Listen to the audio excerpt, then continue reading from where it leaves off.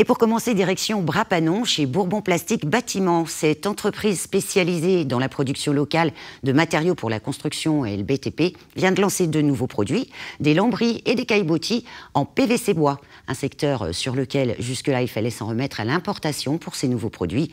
On va tout de suite dans cette entreprise locale.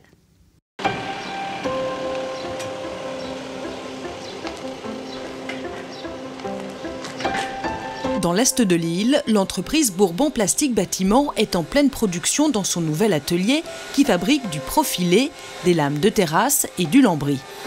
Une nouvelle activité lancée il y a quelques semaines. C'est une activité qui aurait dû débuter en mars 2020.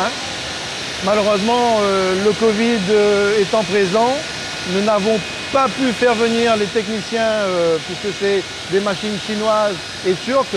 Nous n'avons pas pu les faire venir en temps et en heure. Donc nous avons pris un peu de retard.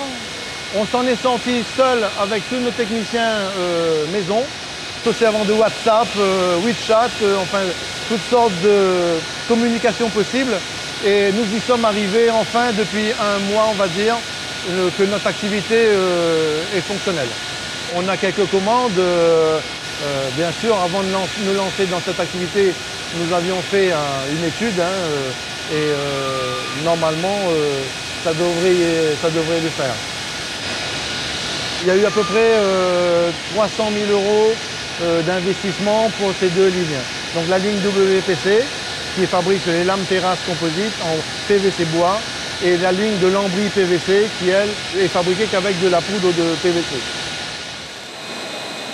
Car la particularité de l'une des productions, c'est l'ajout de poudre de bois pour fabriquer les lames de terrasse, qui permet d'équilibrer poids et longévité. Julien Marat est chargé de réaliser les mélanges. Avant, on faisait que du PVC. Là, on s'est lancé dans une nouvelle activité, les lambris et les lames de terrasse. Donc, c'est nouveau, mais ça n'a pas vraiment changé en fait, au niveau mélange et conception, recette, tout ça. Après, ce qui a changé, c'est peut-être les colorants. Avant, on ne faisait qu'un seul colorant dans les tubes, c'était du gris. Et donc là, maintenant, on a d'autres couleurs. Donc, ce qui fait que maintenant, il faut faire attention aux couleurs parce que trop, ça sort hyper foncé et pas assez, c'est trop clair. L'entreprise est en test en matière de couleurs pour les lames qui auront pour certaines l'aspect de vrais plancheux de bois. Au niveau du mélange, ça a été? Oui. Ouais. Tu as fait la quantité qu'il fallait pour cet après-midi? Oui, là on a pour même jusqu'à demain. D'accord. Et au niveau colorant, parce que c'est la première fois qu'on fait cette couleur-là, oui. La quantité, tu as gardé la même quantité? C'est bonne, ouais, là j'ai mis exactement tout dans la recette. Donc là, il devrait être bon. Cette entreprise est habituée à réaliser des tuyaux, des gaines ou encore du polystyrène en PVC. Alors pour contrôler que les nouveaux produits respectent bien le cahier des charges, direction le laboratoire.